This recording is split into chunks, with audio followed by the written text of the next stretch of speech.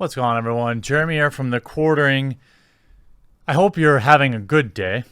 I need to report on something that is important that it gets out there because I have known about this upcoming hit piece on YouTubers, specifically in the commentary and gaming community, coming from Ian Scher of CNET. I've known about this for several weeks.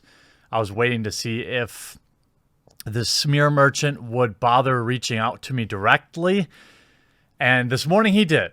And it's important to show you, like, first of all, if you're just a viewer of casual content, know that, or a casual viewer of my content, know that I sometimes live in an area that is risky for a YouTuber. And I know that YouTube will not last forever, especially for me, should I continue to participate in this battle against insanity.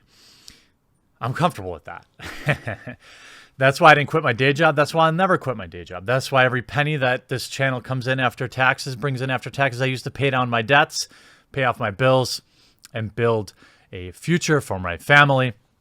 Never changing how I spend my money or anything like that, because I've seen it happen before. It's happened to friends of mine, Count Dankula, who had a piece written about him from BuzzFeed that led to his entire channel being demonetized. Essentially, regardless of how relevant we view some of these news outlets, they still have some pull. Maybe a month ago or so, two different people inside of CNET reached out to me and let me know that Ian Scher was working on a piece.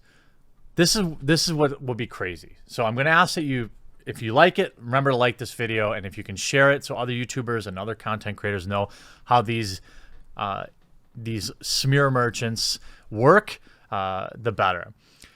I was tipped off, that Ian Scher was working on an article about, quote, how YouTube commentators are going to the extreme to incite hate and anger around video game reviews. All right, so this is the thesis of the article. So I already know that it's going to be a complete lie. But let's see what Ian Scher does on YouTube or on Twitter. He's the editor at CNET. He produces status update past. He's been at Wall Street Journal, Reuters. He's been at some reasonable places, okay? I see that he tweets about CNET stuff. Okay, that's good. Okay, good tech news. Good tech news. You get down a little lower, and you see a lot of GDC. Oh, now he's retweeting Brian Stelter of CNN. Interesting. He's retweeting all sorts of political stuff, more Brian Stelter stuff.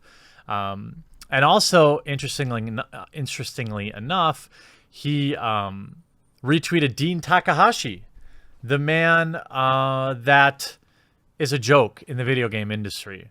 Okay, a man that wrote hilariously dumb things about the new Call of Duty game.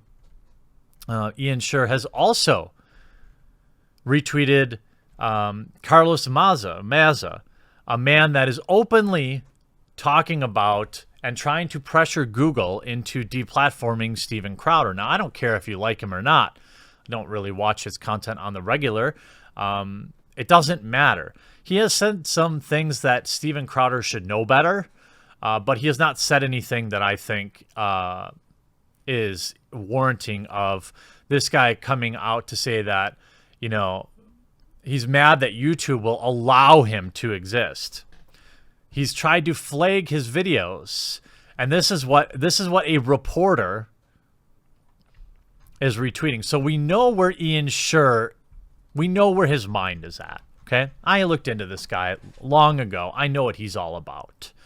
I know that he is not going to be honest. I know that he has an agenda.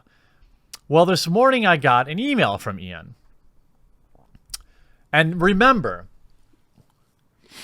when I got this email, I already knew that he was working on something along the lines of, quote, going to the extreme to incite hate and anger around video game reviews, about YouTube commentators, okay?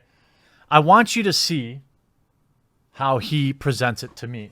Sorry, my cat keeps finding twisty ties. I want you to see how he presents it to me. Again, I know already that he's writing an article that says YouTube commentators are going to the extreme to incite. Okay? Hi, Jeremy. I hope all is well. My name is Ian Schur. I'm writing a story for CNET. I was hoping you would be up to chatting with me about... Oh, well, how kind of you. So disarming. Good thing I already know what you're up to. I've been following along with the gaming commentary on YouTube for a long time, and I noticed that the past couple of years, the commentary/essay channels like your own have started to gain traction. Translation, this is a problem. Okay? This is why you don't respond to these clowns, because you know they aren't going to represent you well and that they have an agenda. And here's what he panders to me by saying, what interests me is you seem to have a different style from the commentary channels that have existed before. I was hoping we could chat about it a bit, and I could get some of your perspective about how the world of gaming commentary on YouTube is changing. The article he's writing is how YouTube commentators are going to the extreme to incite hate and anger around video game reviews. To which I, of course, replied, I informed my lawyer several weeks ago that you were writing this. Yes, your own coworkers sold you out. My only comment is that you had better be very careful about what you write about me, as I will pursue legal action should you make any attempt to damage my reputation. Have a great day. To which he replies, thanks for your note and comment. You have my contact info if there's anything else you'd like to say. No, I don't think I need you to say anything on my behalf, Ian. I already knew that you were writing this, and this video is a warning to my fellow content creators in the commentating space. I don't know who they're necessarily talking about, but it could be Young Yeah, it could be Clean Prince Gaming, it could be Downward Thrust, it could be Jim Sterling, it could be, I don't know, it could be Angry Joe. I don't know, but we already know that the article is written. They're just looking to pretend like they have some level of integrity. Ian is a smear merchant, a liar, and a disingenuous snake, in my opinion. As I've told you, I already knew that he was writing a negative piece about YouTube commentators. I already knew he was going to misrepresent me, so why would I bother replying? This is what happens every time one of these hacks, in my opinion, reaches out. People think, wow, they're actually going to represent me. You know what? They're going to write the article anyway. I might as well get my words in there. No. You have literally nothing to gain by giving these losers, in my opinion, content. We all know most of these people are liars. We know most of these people are only concerned about an agenda anyway. This is a perfect example of how they try to slither in. They try to slither in and say, hey, I think what you're doing is pretty interesting, bud. Even though I work for a website that's long lost any relevance in the world, people used to download free spyware and antivirus programs from my website. But now I'm supposedly a news source. I'm just here because I think what you're doing is pretty neat. Would you talk to me? And then what they do is they get an article and they say, well, one of the provocateurs, they'll use words like provocateur. I asked him about this and he said something else, but I don't disagree with it. Or I disagree with it. Obviously, he sees nothing wrong with it. I already know. Don't bother waiting for the piece to come out. I of course, will share an archive.is of it so people can read an unedited version, and I won't reward CNET with extra clicks because I already know what the article is going to read like. I know what Ian's up to. It's sad. It's jealousy. Nobody cares what you have to say. We're just here to laugh at you. You should have got off the boat before it sank, dude. You should have realize that times were changing and that people didn't trust you anymore and that you should go out and earn your own trust.